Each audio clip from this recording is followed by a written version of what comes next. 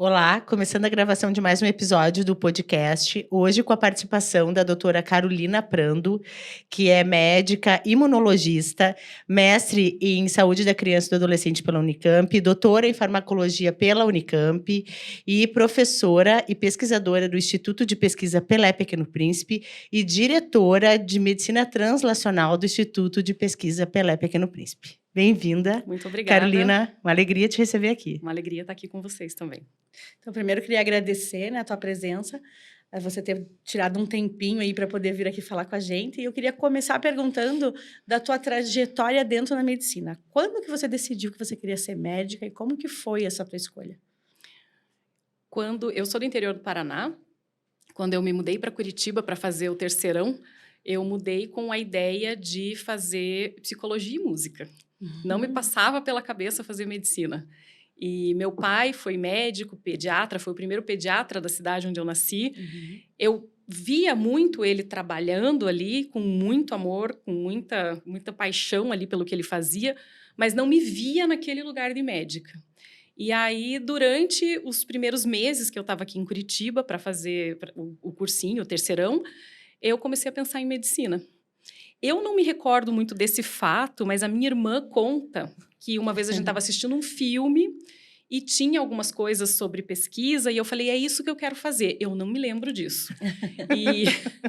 Então, foi assim, e aí eu decidi, quando eu já estava já alguns meses aqui em Curitiba para fazer o terceirão, e fui em frente aí dessa busca aí pela medicina. E depois que você se formou como médica, como que foi tua escolha pela imunologia? A minha escolha pela imunologia veio no meu segundo ano da faculdade. Quando eu tive a disciplina de imuno, eu já me encantei com aquilo tudo. Busquei entender como que a imunologia se aplicava na clínica, né, no dia a dia, na prática. E quando eu comecei a fazer estágio no Hospital Cajuru, eu fiz medicina na PUC, aqui em Curitiba, quando eu comecei a fazer estágio no Cajuru, eu percebi que eu gostava muito mais de atender as crianças do que os adultos. Então, aí nasceu a ideia de fazer pediatria. Porque quando eu decidi fazer medicina, eu contei para o meu pai que eu ia fazer medicina, eu falei, mas eu não vou fazer pediatria. E aí, quando eu estava, então, né, depois indo para o quarto, quinto ano da faculdade, eu falei, pai, então, eu vou fazer pediatria. Mas eu já fui para pediatria sabendo que eu queria fazer pediatria e que depois eu queria trabalhar na área de imunologia. E a pesquisa? Chegou como na tua vida? Sempre fui muito curiosa, sempre tive vontade de fazer pesquisa, mas na minha época da faculdade, quando eu saí da faculdade de medicina, estava começando o programa de iniciação científica. Então, eu não tive essa oportunidade enquanto aluna de medicina, como os alunos, não só de medicina, né, mas os diferentes cursos têm essa oportunidade hoje. E fiz minha residência em pediatria na Unicamp e já parti da minha residência para o mestrado na área de imunologia e o estágio clínico na área de alergia e imuno, né? Porque a especialidade é alergia e imunologia. Eu que me desviei ali, trabalho especificamente na imunologia. Então, foi assim, eu lembro que eu estava terminando a minha residência em final de janeiro. Aqui em Curitiba? Não, lá na Unicamp. Eu fiz residência na Unicamp. Eu estava terminando minha residência e já com um mestrado ali engatilhado, né? E aquela vontade de ir para o laboratório. Eu lembro que o meu orientador falou, não, você não vai para o laboratório no dia seguinte que acabar a sua residência. Descansa um pouco, depois você vem. E aí foi assim que eu entrei na pesquisa. E eu lembro também que quando eu fui fazer minha entrevista para a prova de residência da Unicamp, uma das coisas que me chamou muito a atenção para lá é que eles tinham acabado de construir um prédio de pesquisa. Era o CIPED, o Centro de Investigação em Pediatria. E a hora que eu vi aquele prédio, eu falei, nossa, se eu vier fazer residência aqui, eu já, né, engato ali a parte da pesquisa também. Então, foi assim que começou. E depois, como que você veio para Curitiba? Porque você terminou tua residência e começou a trabalhar lá em Campinas. Isso, eu terminei residência, fazia alguns plantões, né, na prefeitura e tal, mas fiz daí o meu mestrado e o estágio. Depois eu já comecei a fazer o doutorado e sempre, quando eu pensava em fazer pesquisa, eu não queria só fazer pesquisa, eu queria fazer pesquisa e ensinar. Então, um dos meus objetivos de ir para o mestrado e para o doutorado era a formação acadêmica para eu ser professora, né? E quando eu estava terminando o meu doutorado, surgiu a oportunidade de fazer um pós-doc fora. com um grupo com o qual eu já colaborava no meu projeto de doutorado. Então, eu fiquei 4 anos fora do Brasil, então foram quase 15 anos fora de Curitiba, desde que eu terminei a faculdade. E aí, acho que um pouco antes da gente começar a gravação aqui, a gente falou que a vida não cabe no Lattes, né? Por Não questões cabe. pessoais, principalmente, eu decidi que eu queria voltar para o Brasil. Meu pai estava doente, ele recebeu um diagnóstico de Alzheimer e eu queria estar perto da minha família. Então, foi a partir dessa decisão de estar perto da minha família que eu busquei as oportunidades de trabalhar aqui no Brasil. Inicialmente, ia fazer um concurso em São Paulo, mas aí eu falei, poxa, eu já estou voltando para o Brasil, vamos voltar para casa de uma vez, né? E vim para Curitiba. Quando eu saí de Curitiba, 15 anos antes, o Hospital Pequeno Príncipe já existia, mas a gente não tinha ainda o Instituto de Pesquisa, nem as faculdades, né? E foi, assim, uma oportunidade incrível, porque eu aprendi pediatria dentro do Pequeno Príncipe, né? Eu fui acadêmica de medicina ali dentro. Então, poder voltar agora como médica, como pesquisadora, como professora, e justamente, né, tendo essa oportunidade do que eu queria, que era assistência, pesquisa e ensino, foi muito legal, foi gratificante. Então, tu começou como médica ali no hospital primeiro. E depois... Não. Quando eu voltei pelo instituto. Ah, já tinha o instituto. E já tinha o instituto. Quando eu saí daqui, ainda não existia, né? Quando eu voltei, já tinha o instituto de pesquisa e as faculdades também. Então, eu entrei pelo instituto, contratada como pesquisadora e professora ali dentro do instituto, né? E dentro do programa de pós-graduação, que é o programa da Biotecnologia Aplicada à Saúde da Criança, da FPP. E junto com isso, a minha área de pesquisa, a área que eu desenvolvi nesses anos que eu fiquei fora, era voltada para investigação genética de crianças e adultos também, mas de pessoas com infecções de repetição ou infecções graves e desregulação do sistema imunológico. E o Hospital Pequeno Príncipe não tinha ainda um serviço dedicado a isso. Então, eu precisava também criar isso ali dentro do hospital. Então, estruturei o serviço de imunologia clínica ali dentro do hospital para o atendimento dessas crianças, que já tinham algumas crianças diagnosticadas, acompanhavam com diferentes especialidades, mas a partir de final de 2012, começo de 2013, então nós estruturamos esse ambulatório específico para crianças com infecções de repetição ou infecções graves, para a gente fazer a avaliação e buscar o diagnóstico do que a gente chama de imunodeficiências primárias ou erros inatos da imunidade. Não, eu fico encantada, eu tô assim, ó. Sabe? Eu sou que nem criança, tu trabalha com ele, eu fico assim, ó. Porque eu acho sensacional essa trajetória, porque nós somos professoras da medicina, né? Nós já trabalhamos os outros cursos, mas agora nós estamos vinculadas ao curso de medicina. Então, nós temos contato direto com os acadêmicos.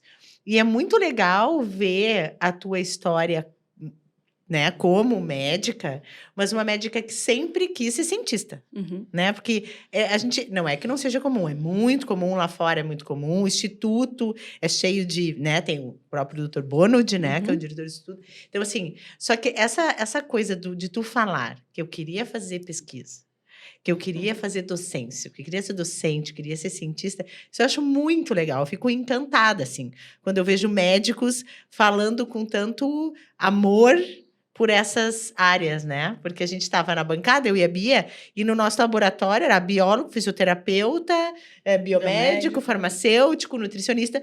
Era o de Porto Alegre que eu trabalhava, era um médico que tinha, um estudante de medicina, quando eu fazia IC. No mestrado não tinha nem... Olha, para não mentir, tinha um fazendo doutorado, né? Lá na fisiologia, assim, no nosso grupo, né? E era um grupo dentro do hospital de clínicas. Então, aqui acho que não tinha também, né? Aluno lá na Federal, né? Também. Então, eu admiro muito isso. É muito lindo te ouvir falando, porque até para inspirar os nossos alunos, né? Que vão assistir. E aí, bom, tu trabalha, a tua área de pesquisa, então, é imunodeficiência primária. Isso. Né? Na verdade, assim, é imunodeficiência primária, né? Genética das doenças imunológicas, mas por uma questão de oportunidade, recentemente também eu comecei a trabalhar em colaboração com o pessoal da oftalmologia. Então, o campo hoje está mais aberto. A parte clínica e laboratorial, imunodeficiência primária. A parte laboratorial, em colaboração com o pessoal do oftalmo, a gente estuda também doenças raras na oftalmologia. em crianças com deficiência visual ou cegueira. E é muito legal, porque daí eu tenho vontade de dizer assim, ó, porque agora não tem mais, agora eu já tô lá no PEX, né? Adoro trabalhar com ensino, adoro, sou apaixonada. No início, quando a Rosiane falou, eu fiquei meio assim, porque eu tinha essa visão da bancada, eu tinha vindo da bancada. E aí, hoje eu sou completamente apaixonada. Mas eu tenho que confessar, tá? Toda vez que eu vejo, é o que eu falo pra Dani Presonete, eu falei pra Dani no podcast, toda vez que eu vejo vocês falando, eu tenho vontade de dizer, posso fazer um experimento? Pode A gente sim, pode ir venha. lá fazer uma parceria.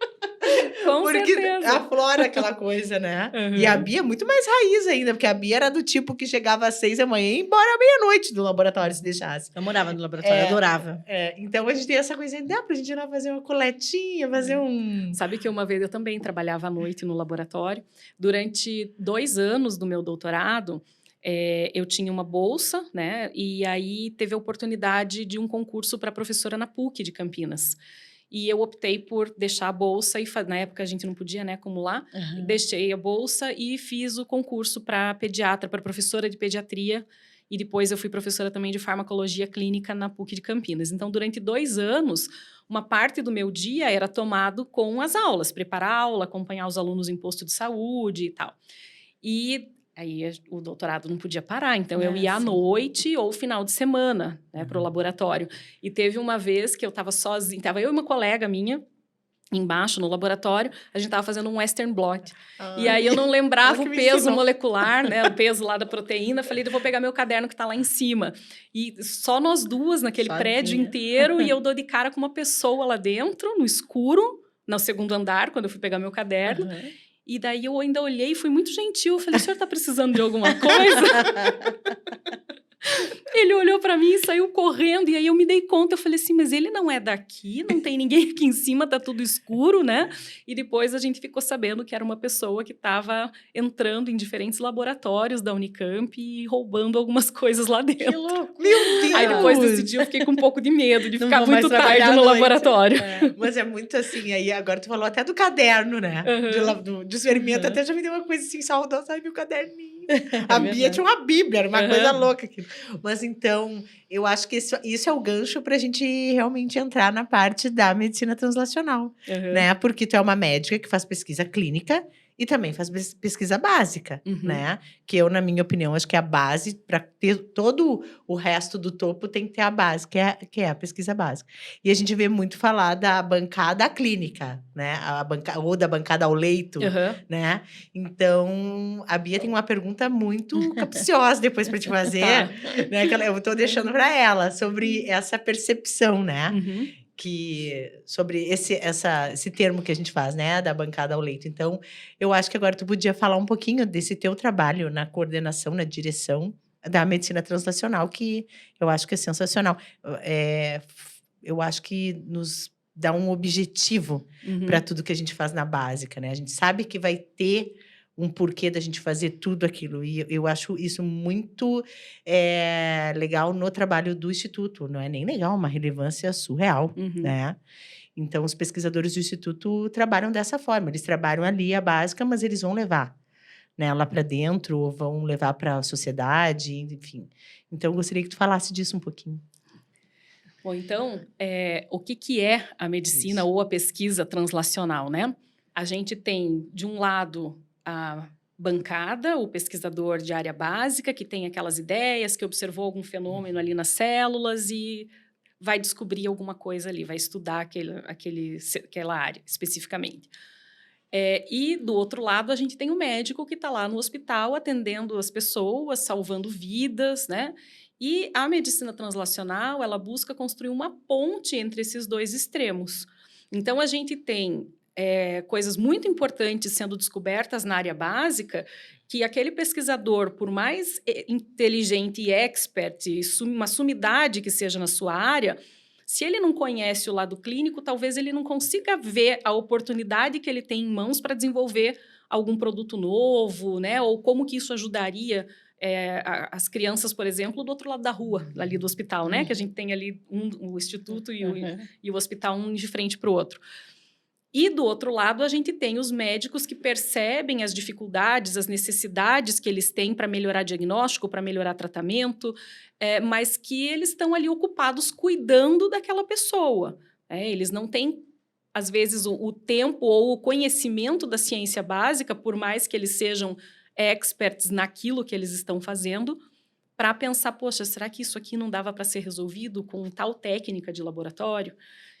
Então, a gente coloca essas duas áreas, né, para conversar, os pesquisadores de área básica, os médicos, para a gente entender quais são as dores, as necessidades desse lado, que a gente possa ajudar a resolver com a pesquisa e, ao mesmo tempo, o que a gente está desenvolvendo aqui, né, de que forma que a gente pode levar para a clínica. Acho que uma coisa importante também de falar, que hoje de manhã eu estava conversando sobre isso com um grupo grande no hospital, e que não são necessariamente da área de pesquisa ou da área médica. Tinha muita gente ali de novos projetos, ou administrativo. E aí uma pessoa me perguntou como que as famílias recebem isso, né? Por estarem sendo tipo uma cobaia. E não é assim. Quando a gente fala de levar da bancada para a beira do leito, existe todo um processo. Então, a gente não faz experimentos com as pessoas, né? A gente cria soluções Sim. que, depois de validadas, muito bem estudadas, publicadas e tudo mais, podem vir a ser utilizadas pelas pessoas que estão ali. Né? Então, Acho que isso às vezes a gente tem essa percepção, né? Quando a gente fala da bancada para a beira do leito, significa que eu vou descobrir alguma coisa e testar lá no paciente. Não é assim, né? E a gente tem também o que a gente chama hoje de medicina translacional reversa, que é não só da bancada para a beira do leito, mas da beira do leito para a bancada também. Porque uma coisa que eu me questiono, que na verdade, assim, eu desconhecia essa medicina translacional. Na verdade, assim, eu desconhecia o nome, né? O que era uma medicina translacional, até que a gente começou a estudar sobre, e eu achei isso ótimo, excelente. Só que eu fiquei pensando, não em relação à família ser cobaia, mas em relação aos... Porque, assim, eu sou da pesquisa básica. Então, eu entendo perfeitamente. Às vezes, você faz a pesquisa básica, leva muito tempo para ela chegar na parte clínica. Mesmo você tendo realmente sanado todas as dúvidas, todos os problemas, mas até ela chegar lá na beira do leito, demora muito. Mas ela passa por vários processos. Como que funciona isso dentro da medicina translacional? Porque a gente não pode pular etapas, certo? Então, assim, não vai pular etapas. Mas como que a gente faz essa passagem ser um pouco mais rápida? Na verdade, é só fazendo os pesquisadores se interagirem, porque a impressão que eu tenho às vezes, e daí como pesquisadora básica, assim, na minha essência, eu acho que era isso, assim... Os pesquisadores da pesquisa básica não conversam com os pesquisadores da pesquisa clínica. Na minha época, parecia que eram coisas distintas. Não, você faz pesquisa básica, você não faz pesquisa clínica. Então, eu não conhecia pessoas da pesquisa clínica, eu não perguntava o que eu tinha que fazer em relação à pesquisa clínica, nada, eu só tinha que testar lá se diminuía o crescimento celular na aorta do meu rato, eu só fazia isso. E sabia que isso poderia ser importante em determinado momento, mas eu não tinha essa relação direta. Então, essa pesquisa translacional vem justamente para fazer essa conversa e aproximar essas duas pesquisas? Então, num primeiro momento, é justamente isso. Se a gente não se conversa, a gente não sabe o que eu estou fazendo que pode ser, né, traduzido respeitando todas as suas passagens para uma aplicação clínica, e nem o que o médico ali está com aquele problema para resolver e, de repente, o pesquisador de área básica resolve isso rapidinho, né? Claro que quando a gente fala de desenvolver um produto novo, desenvolver um medicamento, o processo é longo, né?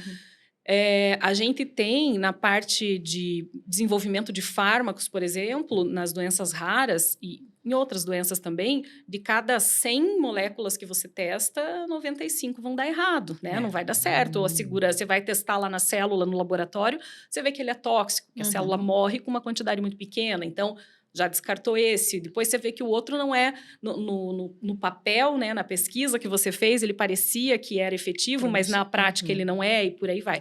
Isso leva um tempo longo.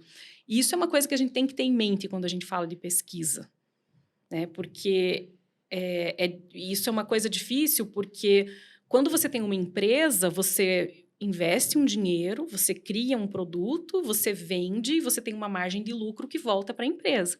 Na pesquisa, a gente não tem Tem isso. Pode ser que aquele retorno venha anos depois. Enquanto isso, a gente precisa de recurso para desenvolver os projetos.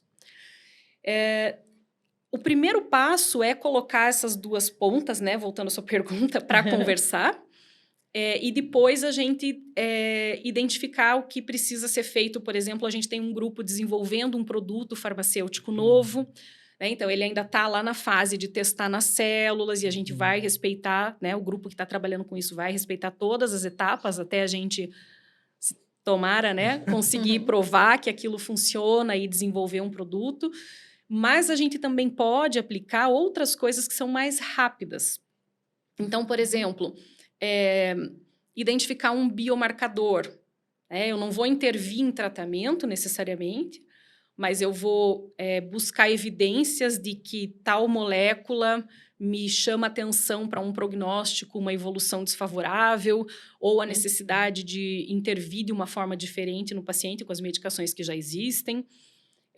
Que também pode levar um tempo para ser validado, mas né, acredito que menos tempo, porque você combina ali dados clínicos, moleculares, por exemplo, para você chegar a essa conclusão. Vou citar 2 exemplos de projetos que nós temos ali no hospital que demandaram algum tempo, mas não 15, 20 anos, 30. Que é, por exemplo, a interação entre o nosso grupo da microbiologia, que é liderado pela doutora Líbera, e o núcleo de pesquisa clínica do hospital, que trabalhou ali a questão de antibióticos. E a gente tem, por exemplo, hoje está sendo revisado o protocolo de tratamento de pneumonia, de acordo com o perfil de micro-organismo e o tipo de antibiótico mais efetivo para os pacientes do Hospital Pequeno Príncipe. Né? Então, uma pesquisa que não demorou 15 anos para acontecer, mas que trouxe informações importantes para que a gente possa tratar de forma melhor e mais assertiva, né, as crianças que são atendidas ali. E é um modelo que pode ser replicado em vários outros hospitais, né, em outras cidades. Uma outra situação é a dosagem de um fármaco, de um antibiótico também, que é usado para tratar infecção. Então, isso foi feito com o grupo do professor Lauro e também o grupo ali da pesquisa clínica do hospital, que as crianças que internavam para tratar uma infecção e que usavam esse antibiótico, quando aceitavam participar do projeto, doavam um pouquinho de sangue e nessa amostra de sangue era dosada a concentração que esse remédio de fato tinha na corrente circulatória.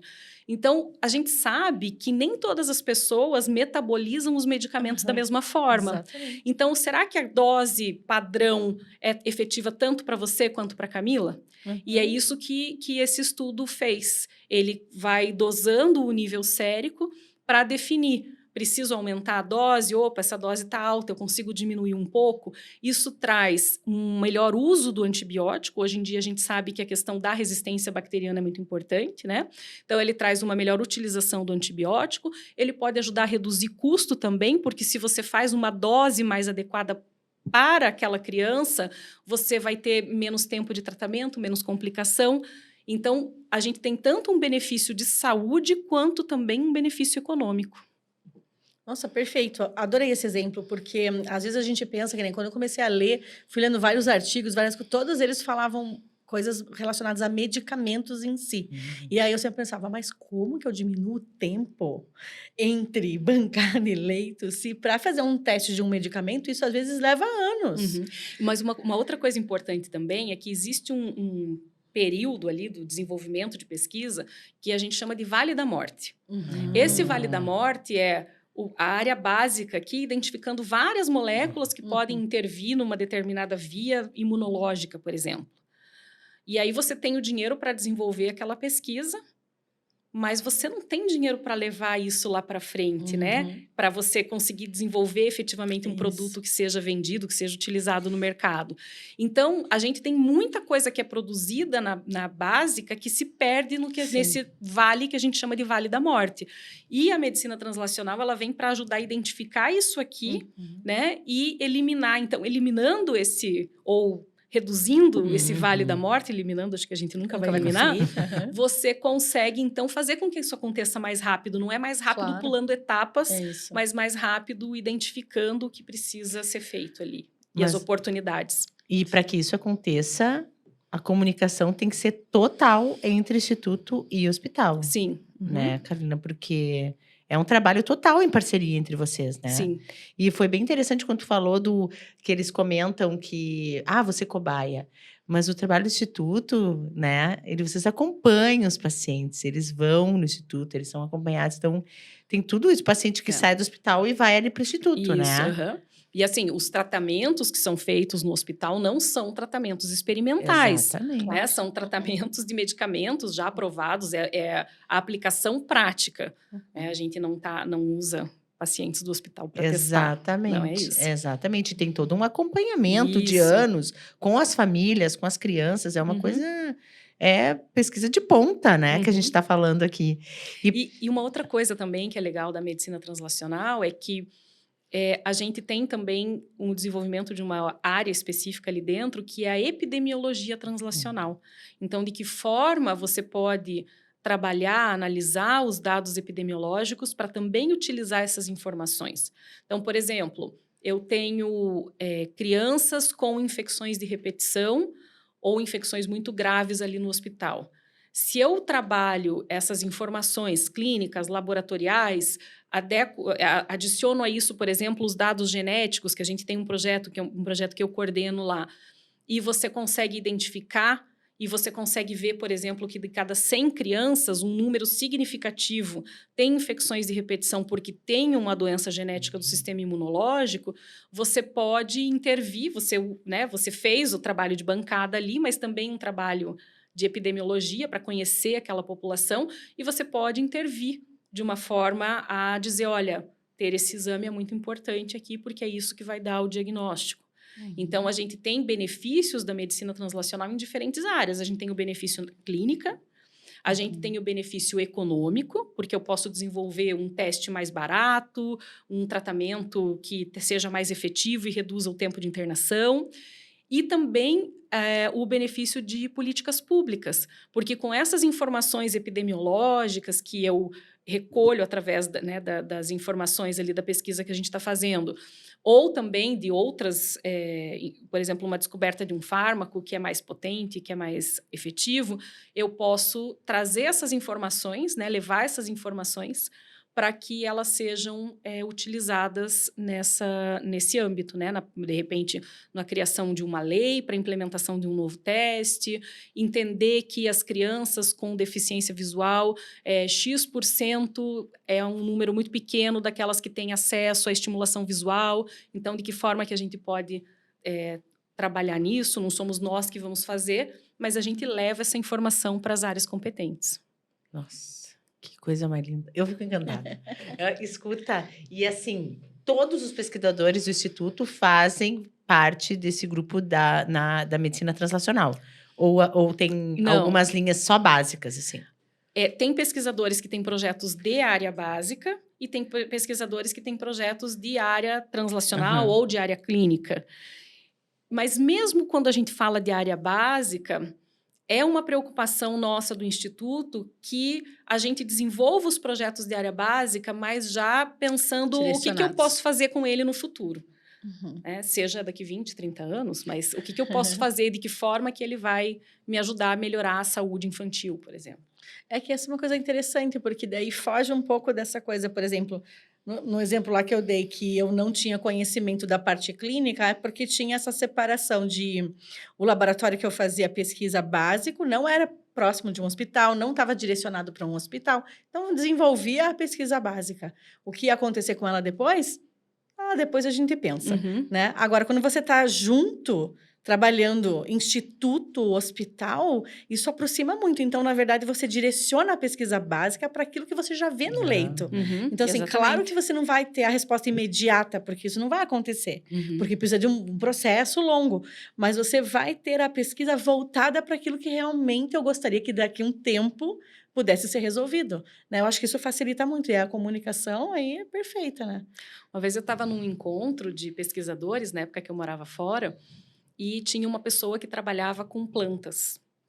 E ela trabalhava com RNA em plantas, e ela tinha detectado lá na amostra dela alguns RNAs virais em plantas. E a gente estava numa conversa com um pesquisador que tinha ganhado o prêmio Nobel. E ele perguntando com o que cada um trabalhava e o que você... A gente podia fazer qualquer pergunta ali para ele, né? E ela levantou a mão e ela falou assim, olha, eu trabalho com planta, com microRNA, RNA, sei lá, e assim, eu tô conseguindo dinheiro para fazer minha pesquisa, mas eu não sei por que as pessoas ficam dando dinheiro para fazer esse tipo de pesquisa. Eu olhei assim do lado, eu falei, gente, né? Tipo, pensa aí, né, na produção agrícola, de você, se você tem doenças que estão acometendo essas plantas, então tem aplicação. Ela era fantástica na parte básica, ela fazia um trabalho incrível, mas ela não vê a aplicação. Não tinha entendido como que aquilo poderia ser aplicado, né? Eu já diria, manda para nós aqui.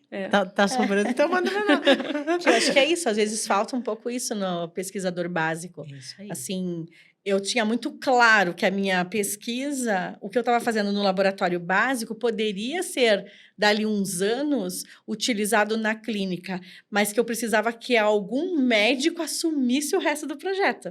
Porque, tanto que a gente fez parceria com um laboratório em São Paulo, para poder, lá no INCOR, no Instituto INCOR, para poder começar uma parte um pouco mais clínica de teste. Porque só o que eu fazia ali no laboratório, ele não tinha mesmo uma aplicação ali, né? Porque era muito básico. Mas eu testei tudo em célula, a gente fez experimento em rato, tudo. E aí agora precisava focar um pouco mais. Aí assim, entender comecei como com... que ia ser, né? Exatamente. Aí comecei a fazer a parte mais de células humanas.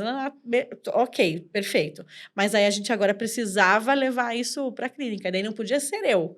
Tinha que ser um corpo clínico. Então, a gente, na época, foi fazer parceria com o pessoal do Instituto, do INCOR, lá em São Paulo, para eles tocarem a pesquisa e darem continuidade. Mas é isso, teve que ter essa aproximação. E, assim, são mundos completamente diferentes. Completamente diferentes. Então, uma vez eu estava conversando com um grupo de clínicos e assistindo uma reunião, e eu falei, olha, mas esse problema aí que vocês têm, a gente consegue estudar ali no Instituto. Posso conversar com o pessoal de lá e tal, mas fulano de tal? Eu falei, não, mas fulano de tal veio aqui, assistiu uma reunião, falou pra gente que ia fazer, e agora faz 2 meses, não voltou ainda. Daí eu falei, tá, mas é que não é assim que funciona, né? A gente precisa escrever projeto, captar recurso, padronizar os testes, é assim que funciona. Posso conversar com a pessoa de novo? Pode. Atravessei a rua, fui do outro lado. Falei, olha, eu estava numa reunião clínica agora, do grupo tal, e aí falaram, não sei o que. Ele falou, nossa, mas é difícil, porque eles queriam que na semana seguinte eu já começasse a coletar as amostras e já fazer... E é um teste que eu preciso padronizar, eu preciso desenvolver ele aqui. Então, para o médico, ele quer cuidar daquele paciente dele da melhor maneira possível. E como ele não tem a experiência de laboratório, ele não sabe que de cada 10 experimentos, 11 vão dar errado no começo, né? E às vezes no meio do caminho também. Ele acha que, tipo, então temos o projeto, e mesmo assim, né? Depois você tem o projeto, aprovou no comitê de ética, tem o dinheiro, aí começa a padronização. Então, essa falta de conhecimento da realidade de cada um, né? O pesquisador da área básica não estava entendendo, poxa, mas ele quer para ontem, eu não consigo fazer isso. E o outro estava lá, não, mas já faz 2 meses. Então, a gente fica, né? É difícil a gente se colocar no lugar do outro e entender essa dinâmica se você não conhece as duas realidades, a da pesquisa básica e a da clínica. Aqui no Brasil, a gente compra um reagente e ele pode demorar 3, 4, 5 meses para chegar. Exatamente. Então, aquele teste que você queria fazer, que você queria avaliar, vai demorar 5, 6 meses, né? Até aí você vai padronizar e daí você vai começar a fazer. Isso, e eu acho que a parte da padronização é a que mais demora. Porque depois que padronizou, você vai meio em escala industrial, né? Eu brinco que é tipo, vai vindo, porque o resultado vai saindo, mas até chegar no momento de que você consegue fazer, porque está tudo padronizado, isso leva tempo. Eu acho que é a parte que mais demora. E é os 11 experimentos que 12 dão errado, e assim vai. Né? E às vezes falta algum reagente, aí tem que esperar chegar. Porque não sei como é que tá hoje em dia. Na nossa época, às vezes demorava bastante. Demora. Aí vem reagente errado, aquela loucura. Mudou muita coisa. Quem trabalha com bancada sabe que não é fácil. Não. Porque você tem uma demanda, né? E eu entendo isso, porque no leito, a gente quer a resposta imediata. Porque você precisa daquilo, né? Naquele momento. Então, eu entendo querer que seja agilizado o processo, mas não dá para ser, né? Porque daí dentro da pesquisa básica a gente não consegue facilitar, né, esse Teve uma processo. vez que um médico conversou comigo e falou, olha, eu tenho esse grupo aqui que eu tenho interesse em estudar, fazer o teste genético e tal, podemos fazer? Eu falei, podemos, ótimo, vamos fazer. Então, vocês escrevem a parte clínica, que não era doença que eu entendo, né? Eu escrevo a parte técnica e a gente vai submeter para o comitê de ética e buscar o recurso para fazer. Não, mas eu preciso diagnosticar os pacientes agora.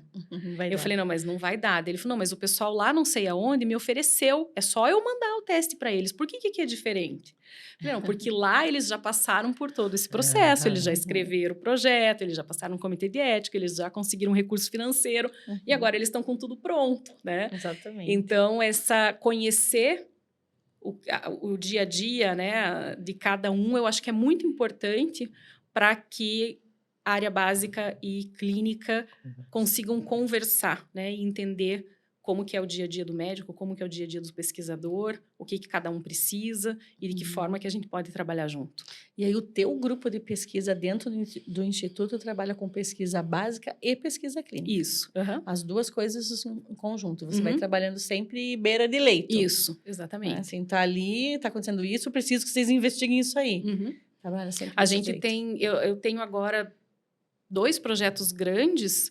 Um deles é um projeto que a gente avalia crianças com infecções graves ou de repetição. E a gente faz o sequenciamento de exoma dessas crianças, que é o sequenciamento de 22 mil genes, buscando, numa primeira etapa, analisar genes já relacionados a doenças do sistema imunológico. Esse vai servir para a gente conhecer qual é a prevalência de doenças genéticas do sistema imune que aumentam a suscetibilidade à infecção nas crianças que foram internadas ou por infecção grave ou sempre estão internando por infecção. A gente não tem esse dado aqui, o exoma ou o painel de genes é um exame que não é de fácil acesso, né? Então, a gente vai ter essa informação, a gente vai conhecer qual é a prevalência dessas doenças no nosso meio. E, ao mesmo tempo, a gente sabe que a gente não vai fazer diagnóstico de todo mundo. Quando a gente fala num exoma, todo mundo pensa, agora eu vou ter o diagnóstico. Mas o exoma tem limitações clínicas e por mais que limitações técnicas, né? Tem áreas que não são bem sequenciadas, que são mais difíceis e que vão ficar de fora e que você não vai conseguir ver. E o exoma, ele sequencia áreas do genoma que a gente chama de exon, ele não sequencia introns, né? E, além disso, dos 22 mil genes, vamos falar de doença rara, por exemplo. Eu tenho 7 a 8 mil doenças raras. Então, eu tenho um conjunto de genes que eu já sei que tem impacto clínico. Os outros eu não sei. Então, para efeitos de diagnóstico, eu vou analisar aqueles que alguns laboratórios chamam de exoma clínico. Analisar aqueles genes que já foram relacionados a doenças, né? E dentro desses 22 mil genes, nós temos aí cerca de 2 mil genes, que são genes que a gente já sabe que tem algum impacto na produção ou função de elementos do sistema imunológico. Então, a gente tem aí um potencial para pelo menos 2 mil doenças imunológicas de fundo genético. E a gente tem dentro do grupo descrito até hoje de erros inatos da imunidade ou as imunodeficiências primárias, cerca de 500 genes. Então, eu não vou fazer diagnóstico de todo mundo. Pode ser que eu tenha crianças ali que estão fora. O diagnóstico seja um gene que ainda não foi relacionado, né? Então, a segunda etapa do nosso projeto vai ser, então, essas crianças que não tiveram diagnóstico de doenças já conhecidas, a gente trabalhar com genes candidatos, que a gente fala, e aí fazer todo um processo de pesquisa básica para entender se variações naquele gene impactam, de fato, o funcionamento celular e que isso poderia, então, ser definido como uma nova doença genética do sistema imune e causa daquele quadro clínico daquela pessoa. Nossa, que interessante. Não, e assim, e tu tem IC, mestrando, doutorando. Isso. Todo mundo trabalhando. Tem os ICs, a maioria dos ICs, né, de iniciação científica são da FPP, mas eu tenho também estagiário da UFPR. Nós já tivemos também estagiários do Positivo, Então, a gente consegue também, e acho bem interessante essa Uhum. troca, né? De ter Sim. alunos de outras instituições Uhum. também, e de diferentes cursos. Eu tenho alunos de iniciação científica da medicina, da biomedicina, da farmácia, da biologia, já tive alunos da biotecnologia e já tive alunos também da psicologia. Então, Ai, que legal. nós somos um grupo multidisciplinar e é tão integrado o negócio que a aluna da psicologia aprendeu até a fazer extração de DNA na bancada. Que legal, entendeu? Importante. Então, assim, claro, cada um tem o seu papel Uhum. ali, né? Mas ela ficou curiosa, queria saber como que era. E um dia as meninas me mandaram uma foto dela na bancada ali com a arquiteta. Eu falei, olha só. E o legal é que, quem sabe, daqui uns anos, você vai ter esses 2.000 genes todos já identificados, né?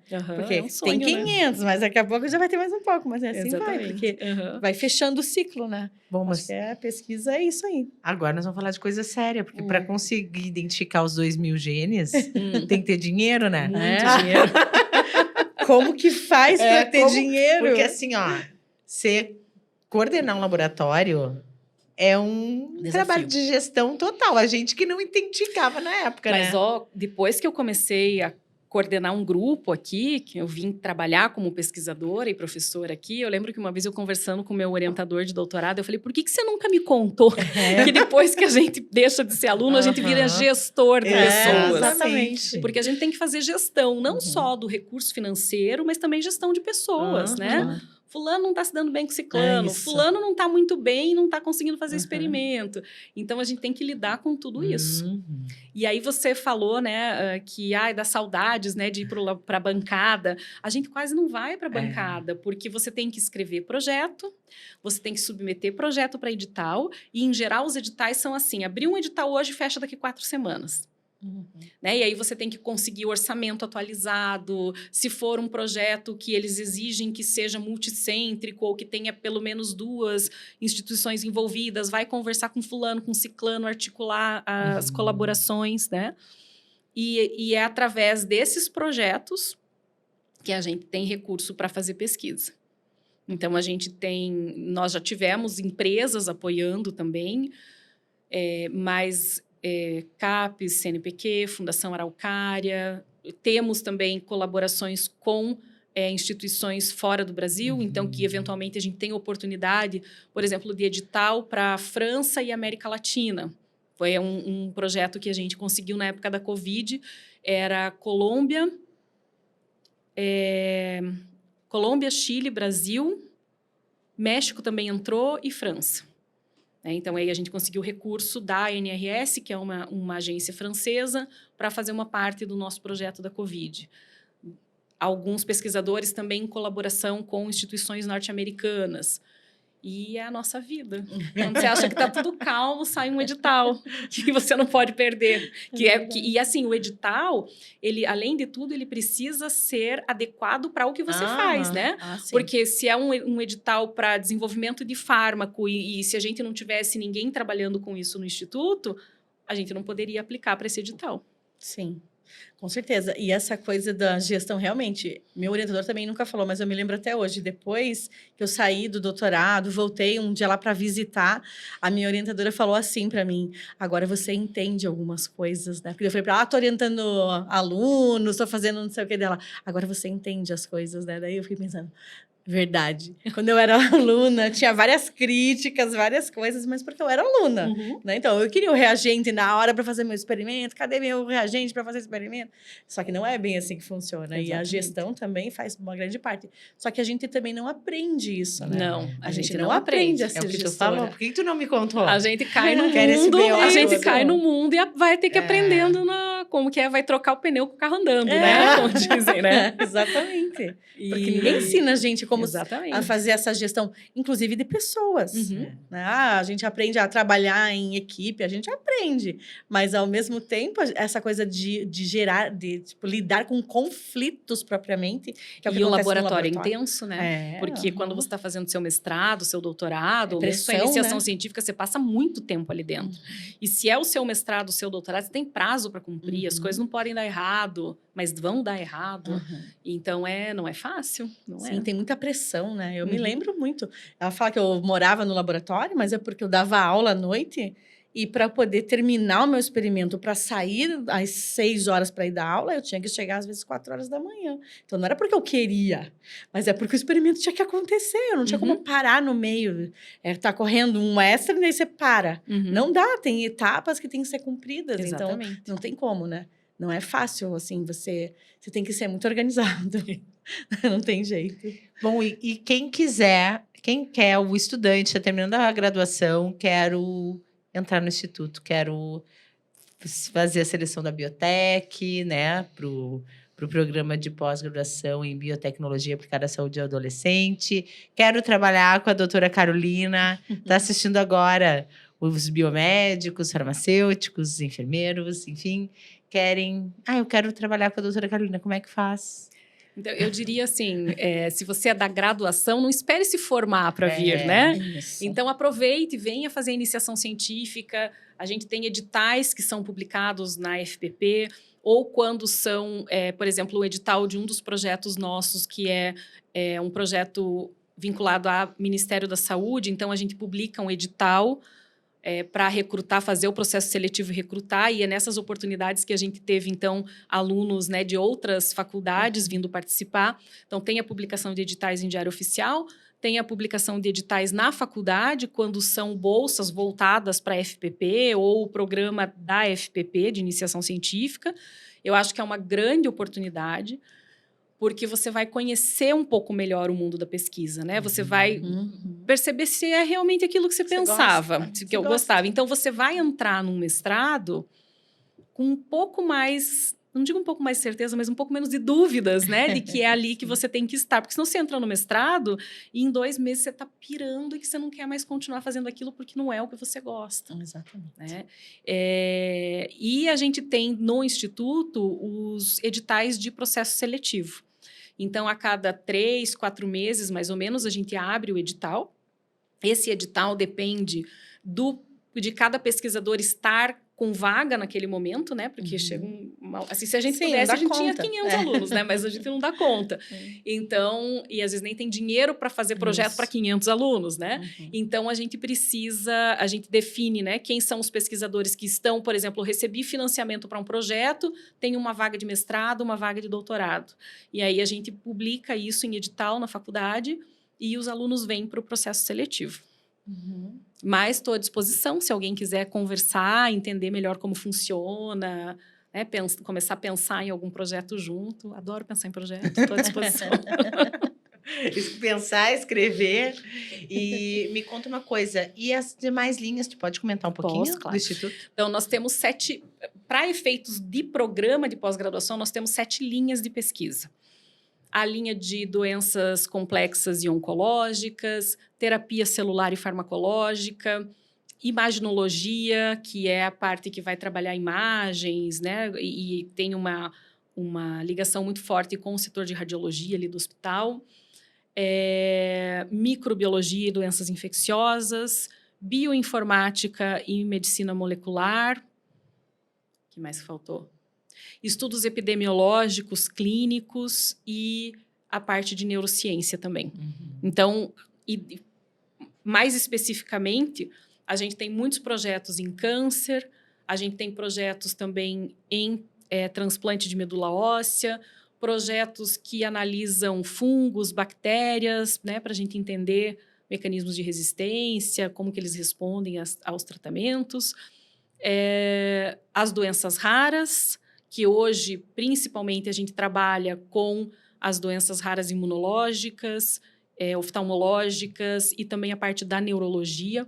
A gente tem uma colaboração bem intensa entre a neurologia do hospital e a neurociência do Instituto. Os diferentes tipos de câncer, principalmente em criança, leucemia, linfoma, neuroblastoma, tumor de córtex de adrenal, que é um projeto muito bonito, desenvolvido pelo Dr. Bonald aí há mais de 10 anos, né? Então, são essas as oportunidades assim, que a gente tem ali dentro do Instituto. Não sei se eu pulei alguma coisa, mas eu acho que é isso. E a maioria desses projetos, tudo medicina translacional. A grande maioria. A grande maioria, diria que a grande maioria tem a perspectiva, né, já bem objetiva do que está sendo desenvolvido. Então, uma vacina terapêutica para tal doença, estudando a epidemiologia das crianças no transplante de medula óssea para que a gente possa melhorar ou criar um protocolo específico para os nossos pacientes de acompanhamento ou de tratamento. Na parte da imunologia, descobrir aquelas crianças que ainda não foram diagnosticadas e prospectar novas causas genéticas, né? Porque conhecendo a causa genética, você entende por que a doença acontece e aí você consegue pensar em tratamentos específicos para cada uma delas. Bom, a gente já está indo para o encerramento, porque passa rápido. Passa voando. E aí, bom, tu já assistiu, então tu deve saber qual é a pergunta não clássica sei. da Beatriz. Na verdade, eu sempre faço uma última pergunta, que a gente vem aqui e fala do profissional, o que a gente faz quando a gente está trabalhando, mas o que a Carolina faz no tempo livre dela? Ai, o que a Carolina faz no tempo... Ela, assim, ela procura encontrar tempo livre.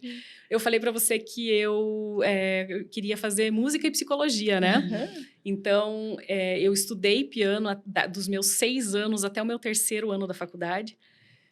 E aí, acabei parando, né? Porque não dava tempo de fazer tudo. Espero que você tenha estudado num piano sem Felder, que é da minha família. Ah, é? Olha só! Eu morava pertinho da fábrica de Senfelder. E agora, recentemente, eu voltei. Então, tem 1 ano e meio, mais ou menos, eu voltei a fazer aula de piano. Estou adorando. Encontrei uma professora muito bacana, queridíssima. E trazendo uma perspectiva nova do piano para mim. Está sendo bem legal. Conhecendo muitas compositoras mulheres. Ai, que né? legal. E que a gente não ouve falar, né? De Não. compositora, Depois mulher de me manda piano, o link né? do Spotify dessas pianistas, Te porque mando. eu estudo ouvindo piano, geralmente. Ah, assim, é? boto no YouTube, deixo baixinho, Nossa, assim, tem tem umas coisas aquelas lindas. playlists. E você vai ver que a dinâmica musical delas é diferente Ah, do então. tudo que a gente já Me ouviu. manda o Vou link te mandar. depois pra eu ver. Ah, Vou te adoro. mandar. Não, só sei tocar Noite Feliz, assim, ó. Só o início, com as Uhum. duas mãos. Com muito orgulho, tá? E deu, aí depois eu só fico aqui, ó. o resto. Isso. Então, voltei a tocar piano, né? Comecei a fazer aula de canto. Ah, é? legal. Nossa, mas Comecei virou esse artista. Não, mas é só pra mim, né? E tenho 4 sobrinhos que eu curto um monte, adoro eles, né? Então é muito gostoso, eles sempre trazem novidades e é isso, né? Gosto de viajar. Ah, quem não gosta? Quem não gosta, né? A gente também adora. Outro dia eu vi lá, você queria viajar para... Como que é? Seu sonho de viagem é para lugar A ou B? Não, meu sonho de viagem é sempre, né? Então é isso. Viajar bem isso mesmo. e cultivar as amizades, né? sim. Cultivar amizades e bons relacionamentos. Isso aí. Energia boa, né? Sim. Então, a gente quer te agradecer, né? Agradecer a tua disponibilidade. A gente sabe que a tua agenda é bem corrida. E é muito bom, assim, a gente voltar ao passado um pouquinho, né, Bia? Mas Sim. compreender essas novas perspectivas, né? Não são tão novas assim. Mas que hoje atualmente estão vigentes, estão sendo muito faladas e discutidas na ciência no geral. Então, quero te agradecer muito. Acho lindo esse trabalho de vocês. Conversar com vocês. Acho que é um trabalho, assim, eu acho que quando a gente está na bancada, quando está fazendo pesquisa básica, trabalhar com essa translacionalidade, é isso? Nos dá o objetivo de acordar e ir para a bancada, né? Então, isso é muito legal mesmo. Então, parabéns pelo trabalho de você, pelo teu trabalho, pelo trabalho do Instituto. E nós vamos ter outras oportunidades, porque artigo não falta, né? Porque se tu escreve, manda edital para as instituições de fomento, dinheiro tu tem, então artigo tu vai publicar bastante. Quem dera que a gente tivesse todo o dinheiro que a gente precisa e gostaria, né? Mas a gente faz o que pode, a gente tem um apoio institucional muito importante, porque num hospital que você precisa captar recurso para dar conta da demanda de custeio do hospital, você ainda pensar que é importante ter um instituto de pesquisa, né? Então, você entender que é importante você fazer o melhor, mas que, além disso, você poder contribuir também para novas descobertas, para fazer mais, é importante. Então, o apoio institucional que a gente tem é muito grande. Isso traz um orgulho muito grande e motiva a gente a trabalhar cada vez mais. Com certeza. Eu também quero agradecer a tua participação, o tempo que você né? Dedicou aqui a gente. Mas não foram 5 minutos? Foram. A gente poderia ficar mais 2 horas aqui Uhum. falando tranquilamente. Mas então, obrigada Obrigada a A tua- vocês. pela tua participação. Eu vou sugerir, a gente tinha que fazer aqueles erros de gravação, só que erros de laboratório. Carolina, o que tu acha pra gente se divertir? Gostei, vamos A lá. Bia tem cada história, É. assim, que nós vamos se pinar de rir. A gente pode fazer anedotas do laboratório aqui, um episódio sobre isso, Exatamente. reunir vários pesquisadores Isso, aqui, cada um conta uma exatamente. história. Aham, exatamente. Ia ser ótimo. Então, eu vou encerrar, a gente está encerrando agora esse episódio. Esperamos que vocês tenham gostado da nossa conversa de hoje. E não se esqueçam de se inscrever no YouTube, no Spotify e seguir a gente lá no Instagram. Até a próxima. Até a próxima.